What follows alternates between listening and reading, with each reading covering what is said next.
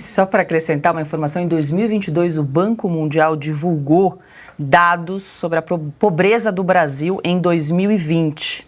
E a extrema pobreza no Brasil caiu ao nível mais baixo desde 1980. 4 milhões de pessoas vivendo com menos de $2,15 por dia em 2020. São dados do Banco Mundial que foram divulgados em 2022. Ana levantou a mão. O Silvio também quer falar? Só para lembrar que é por isso que existem jornalistas que estão desesperados com a checagem do antigo Twitter, com as notas da comunidade, porque eles falavam mentiras de uma maneira que eles nunca eram checados pelas tais agências de checagem. E agora até jornal, até veículos de imprensa, da outrora grande imprensa, tomam checagem no Twitter. Acabou esse monopólio, eu ia falar monopólio da verdade, mas não é, né? O monopólio da mentira, porque eles simplesmente espalhavam as mentiras e ficavam por isso mesmo. Eles tinham as chaves, né, dos portões do que era verdade, do que era mentira. O Ministério da Verdade agora acabou. Agora dá-lhe checagem lá no antigo Twitter e por isso que hoje tem jornalista aí nas redes sociais achando muito ruim, dizendo que o que o Elon Musk fez no antigo Twitter, que é horrível para a boa imprensa. Que boa imprensa? Que boa imprensa que não peitou a Marina Silva lá em Davos? Não, ministra, esse dado não existe. Lembrando que esse dado completamente falso que a Marina disse lá em Davos foi usado na campanha da fraternidade pela CNBB no Brasil. Esse mesmo dado. Ou seja, a mentira continuou rolando num efeito cascata e ninguém da imprensa disse isso aqui não é verdade. Até em campanha de fraternidade esse dado foi usado, essa mentira foi usada. Silvio, para arrematar.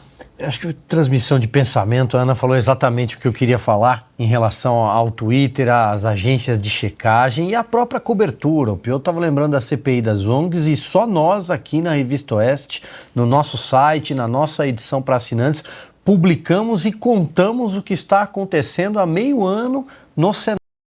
Séria, que ao contrário da CPI do dia 8 de janeiro, ela não foi formatada para ser uma CPI para não investigar, para esconder, uma CPI governista, e CPI é ferramenta de oposição no parlamento. Então é uma CPI que não tem maioria do governo e a senhora Marina Silva vai, inclusive, ter de prestar muitos esclarecimentos e para quem navega pelo nosso site, tem uma gama de reportagens, um leque de reportagens sobre tudo o que acontece. Nós seguimos essa CPI todas as semanas lá no Congresso. E sobre as agências de checagem que desapareceram, importante a gente lembrar que a brutalidade, para usar a palavra favorita do presidente Lula hoje, como elas tratavam o governo de Jair Bolsonaro aos pontapés. Presidente mente, presidente falsifica, presidente forja e agora é Lula se equivoca, Lula escorrega, Lula exagera. Ministra Marina Silva, quando disse essa barbaridade dos 120 milhões de famintos,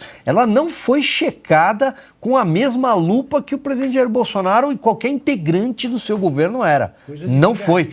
Foi dito ministra Marina Silva, que é inclusive uma das queridinhas da imprensa tradicional, a ministra Marina Silva, a ministra exagera. Pois bem.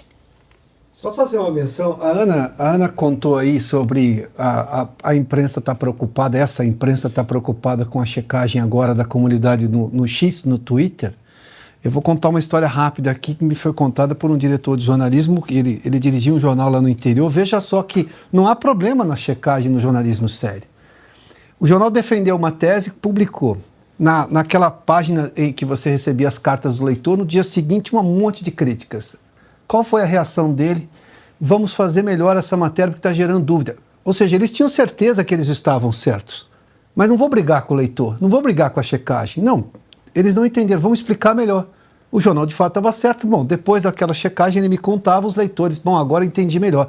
Reconheceu que ele, jornal, deveria fazer um trabalho melhor. Mas isso só porque ele estava interessado em fazer jornalismo. Você sabe que você foi diretor de redação. Agora, se você está querendo brigar com uma evidência porque o seu leitor reclamou da sua informação, e normalmente a gente está vendo nessas checagens do Twitter aí, do X, né?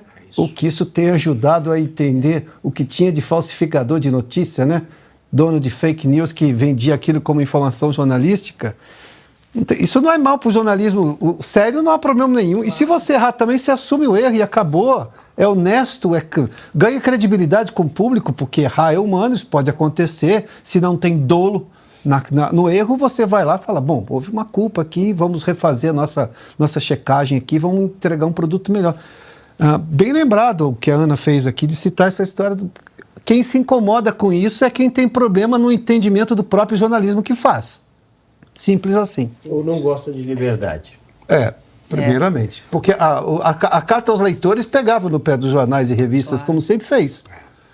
E aí, se você está certo, você insiste na informação e explica melhor, como dizia o seu Antônio Carlos de Júlio, que me contou essa história uma vez. Se você está errado, você vai lá, pede desculpas, recua, publica uma errata e acabou. E segue a vida. Quem advoga pelo monopólio, nesse caso da informação, mas quem advoga pelo monopólio não gosta de liberdade, nem de contraditório e muito menos de pluralismo. Antes, os jornalistas, eles eram orientados pelo que escreviam, os leitores, os seus recados. Hoje eles se orientam eles se submetem à vigilância das patrulhas ideológicas, simples assim.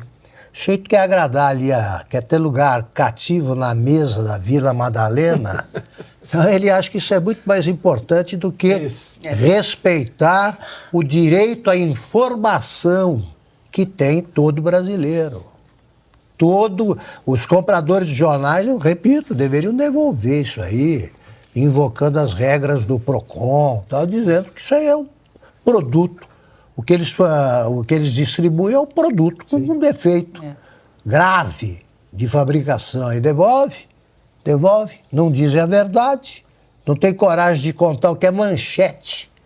O que é manchete? Isso daí, se acontecesse em tempos normais, seria uma festa para quem tem que fazer a manchete. Que às vezes é duro de achar, era.